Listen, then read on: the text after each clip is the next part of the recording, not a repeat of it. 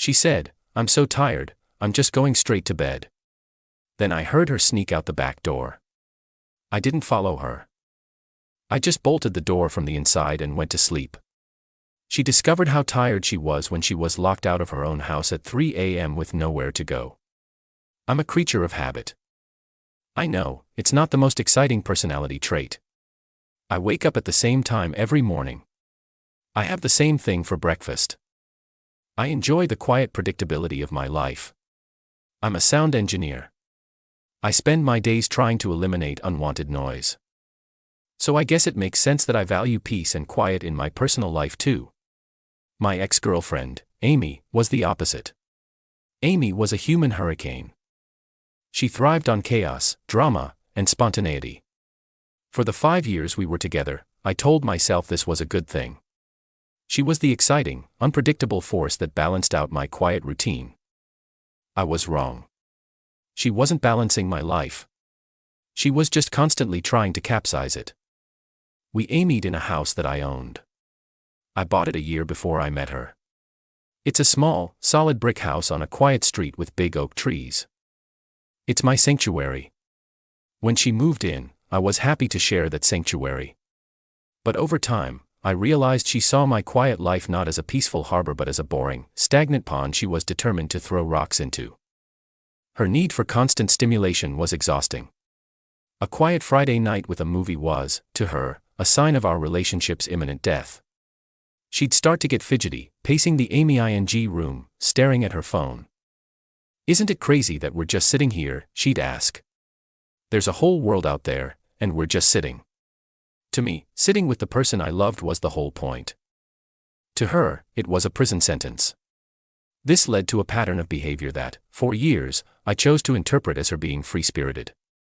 In reality, it was a pattern of casual, constant deception. It was never about huge betrayals. Not at first. It was 1,000 tiny lies, all in the service of chasing a momentary thrill. There was the time she told me she was going to a boring work dinner she couldn't get out of. I felt bad for her. I made sure the house was clean and had her favorite ice cream waiting for when she got home.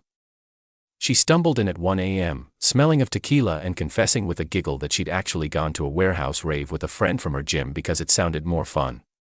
She didn't see it as a lie. She saw it as a funny story. I was just the punchline. Then there was the charity fun run. She told me she was running a 5K for a local animal shelter. I was so proud of her.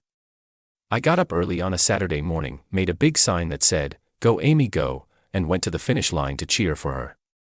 I waited for 2 hours. She never showed up. When I finally got a hold of her, she admitted she had never signed up for the run. She and a friend had decided at the last minute to drive 2 hours to a different city to try a new trendy brunch spot they'd seen on TikTok. "Don't be mad," she'd said, "we got some amazing pictures." My wasted morning, my hand-drawn sign, my worry, none of it mattered. The only thing that was real to her was the fleeting excitement of her impulsive choice. The biggest red flag, the one that I should have paid attention to, happened about a year before the end. My best friend Sam was getting married. I was the best man. It was a huge deal for me. The wedding was on a Saturday. On the Friday before, Amy was supposed to help me with some last-minute errands, and then we were going to the rehearsal dinner together. She called me that afternoon. Her voice was full of panic. Her aunt, she said, had fallen and broken her hip. She had to drive to her parents' town immediately to help out. She was so sorry, she felt terrible, but family had to come first. I was completely understanding. I felt awful for her and her aunt. I went to the rehearsal dinner alone, making excuses for her. I handled all the best man duties by myself.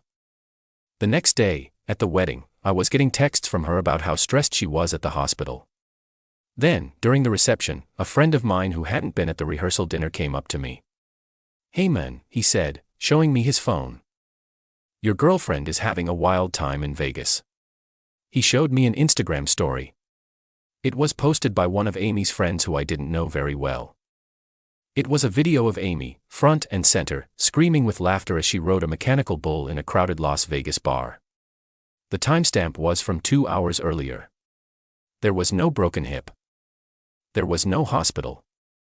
There was just another lie, another chase for a bigger, better thrill. My best friend was getting married and she had invented a family tragedy so she could go to Vegas. I confronted her when she got back. She didn't even try to deny it for long. She just deployed her usual defense. Oh my God, it was just a little white lie. I didn't want to hurt your feelings by telling you I wanted to go with my friends instead. You get so sensitive about things. I was going to tell you eventually. Why do you always have to make such a big deal out of everything? I didn't have an answer. I just absorbed it like I always did. I let the resentment settle in my gut, another layer of sediment at the bottom of our relationship. I should have ended it then. I know that now. But I loved her and I'm a creature of habit. Our life together was my habit. This brings me to the night it all finally ended. It was a Thursday. It had been a long, stressful week for me at work. I was looking forward to a quiet night. Amy got home around 7 p.m. She looked exhausted. She gave me a quick, distracted kiss and sighed dramatically. I am so unbelievably tired, she said, dropping her bag on the floor. Work was a nightmare. I think I'm just going to have a quick shower and go straight to bed. Okay, honey, I said. Do you want me to bring you some tea or anything? No. I just need to sleep, she said, already walking towards the bedroom. Don't wait up for me. Something about it felt off. It was a performance. She was playing the part of the exhausted girlfriend too perfectly. But I ignored the feeling. I made myself dinner, sat down to watch a documentary, and tried to unwind. Around 10 p.m., I went to our bedroom to grab a book. She was in bed, under the covers, with the lights off. It looked like she was fast asleep. I went back to the aiming room and read for about an hour. Around 11 p.m., I decided to turn in myself. I walked down the hallway, and as I passed the back door in our kitchen, I noticed it was unlocked. I always lock the back door before bed. It's part of my routine. I thought it was strange, but I just locked it and continued to the bedroom. When I got to our room, the bed was empty. My heart didn't even pound. It just felt heavy. I stood there in the doorway for a second, looking at the empty bed, the rumpled sheets where she had been pretending to sleep. I knew, with a certainty that settled deep in my bones, that she hadn't just gone to the kitchen for a glass of water. I walked back to the kitchen. I looked out the window into our dark backyard, and that's when I heard it. A faint sound, from the other side of the fence that separates our yard from the alleyway. It was her laugh. That loud, unrestrained laugh she used when was trying to impress someone. It was followed by the low rumble of a man's voice and the sound of a car door closing. Then, the car drove away. She had faked being asleep. She had snuck out the back door of our house to meet someone. She had lied to my face, again, just for a little bit of late-night drama. And in that moment, something inside me, something I had been pushing down for years, just broke. It wasn't a loud, angry snap. It was a quiet, final crack. I was done. I was done with the lies, the chaos, the constant feeling of being a supporting character in my own life. I was done with the noise. All I wanted was peace. All I wanted was one single night of uninterrupted sleep in my own house, without wondering where she was, or what lies she was telling me. I didn't get my phone to text her. I didn't get in my car to follow her. I just walked to the back door, the one she had so carefully left unlocked for her return.